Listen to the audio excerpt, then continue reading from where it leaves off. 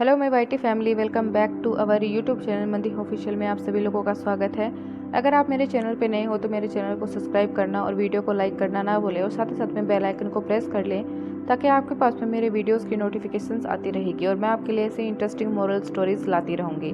तो आज की कहानी एक होशियार लड़के के ऊपर होने वाली है, तो चलिए कहानी को शुरू करते हैं। एक जंगल में एक लड़का अपनी भेड़ें चरा रहा होता है। उसे प्यास लगती है और वह सोचता है कि चलो पास में एक तालाब है, वहां पर पानी पी करके आता हूँ।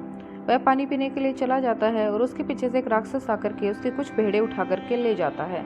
जब वह वापस आता है तो वह देखता है कि कुछ भेड़ें कम हैं। वह परेशान होता है और इधर उधर पूरा दिन भटकता रहता है और अपनी भेड़ों को ढूंढता रहता है। इसके बाद वह ढूंढता ढूंढता उस राक्षस के महल के सामने आकर के खड़ा हो जाता है। उसके बाद वह सोचता है कि पक्का हो ना हो ये राक्षस ही मेरी भेड़ों को लेकर के आ गया है। लड़का चतुर होता है और साथ ही साथ निडर होता है। वह अंदर चला जाता है। इसके बाद में राक्षस वहां पर बैठा होता है और मुस्कुराते हुए उससे कहता है कि मैंने तेरी भेड़ें खा ली हैं और अब मैं तुझे भी खा जाऊंगा। ये सुनकर के लड़का जोर जोर से हंसने लगता है और कहता है कि ताकत सिर्फ तुझ में नहीं है बल्कि ताकत मुझ में भी है। उसका साहस देख करके राक्षस थोड़ा सा सोच विचार करने लगता है कि क्या पता इसके अंदर भी ताकतें होंगी, तभी हर इंसान मुझसे डर जाता है, लेकिन ये लड़का मुझसे नहीं डरा। इसके बाद वह उसके पास जाता है और राक्षस उसे कहता है कि तू क्या कर लेगा। वह कहता है कि मेरे पास में भी ताकत है। वह अपनी जेब से एक दिया सलाई निकालता है और एक पत्थर को जला करके दिखाता है। उसे देख करके राक्षस चौंक जाता है और कहता है कि ये तुमने कैसे किया, तुम्हारे पास में पत्थर पर आग लगाने की ताकत कहाँ से आई।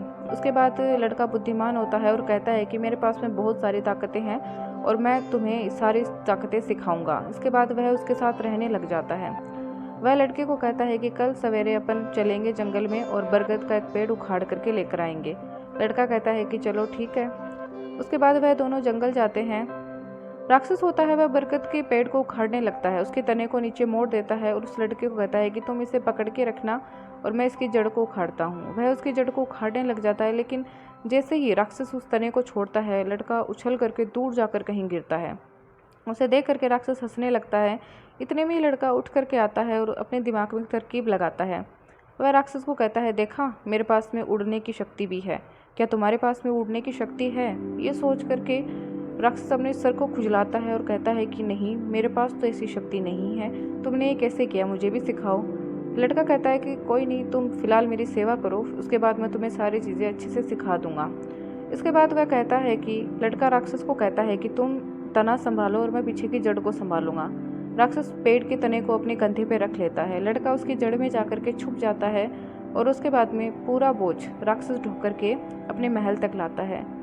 राक्षस देखता है इससे पहले लड़का नीचे आकर खड़ा हो जाता है। राक्षस हाफ जाता है, लेकिन लड़का बिल्कुल भी नहीं हाफता। ये देख करके राक्षस चौंक जाता है और उससे कहता है कि मैं हाफ गया और ये पेड़ इतना भारी था, लेकिन तुम तो बिल्कुल नहीं हाफे, ऐसा क्यों। इसके बाद लड़का कहता है कि तुम कमज़ोर हो, मेरे अंदर बहुत ताकतें हैं, तुम्हें अभी नहीं पता। ये सोच करके राक्षस मन ही मन सोचता है कि अगर मैंने इसको नहीं मारा तो कल को ये मेरा राजा भी बन सकता है।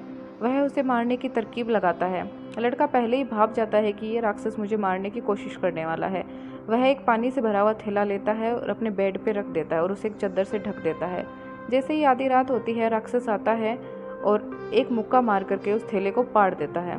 उसके बाद में जब थैले से जो पानी होता है उसके मुंह पर आकर गिरता है और वह जोर जोर से कहता, आह इसके अंदर तो बहुत खून है। इसके बाद में वह चला जाता है और लड़का दरवाजे के पीछे खड़ा होकर के सारी चीज़ें देखता है।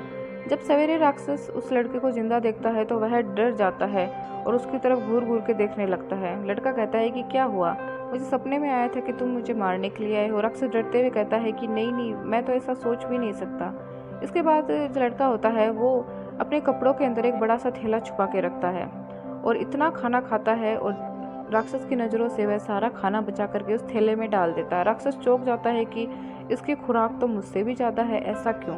वह लड़के से पूछता है कि तुम इतना सारा खाना कैसे खा सकते हो।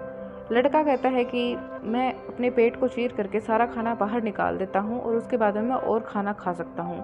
राक्षस कहता है कि मुझे तो विश्वास नहीं है कि ऐसा हो सकता है।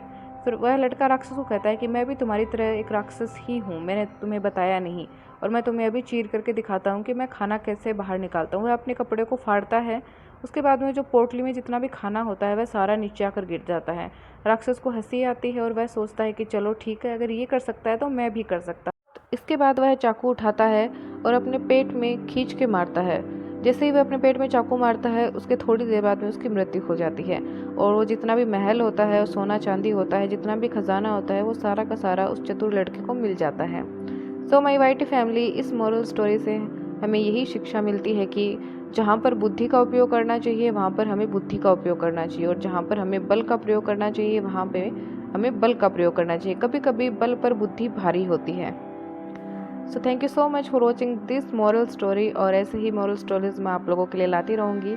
तो मेरे साथ बने रहिएगा और मेरे चैनल को सब्सक्राइब करना बिल्कुल भी नहीं भूलिएगा। Thank you.